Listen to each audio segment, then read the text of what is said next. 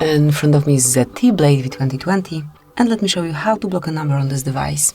So at first, just open your phone dialer, then let's go to Contacts and pick the contact that you would like to block. Smoothly enter, tap on More icon, which is 3 dots one in the right upper corner, and click on Block Numbers.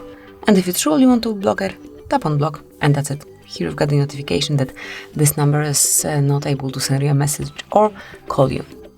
But you can also go to some general setup.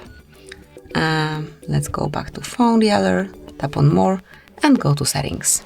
Here click on Block Numbers, and now you can smoothly block all unknown colors by using this switcher. Then you can unblock them the same way, and here you can add the number manually. So you can enter the number to block it, and also you can smoothly choose your contact. Okay, so this is it. Let me do it one more time. Add a number, tap on contact icon, pick the contact, tap on block, and that's it. To remove some numbers from your block list, just tap on cross icons and then confirm that you would like to unblock it by tapping on unblock. And this is it, that would be all. Thank you for watching. Please subscribe our channel and leave the thumbs up.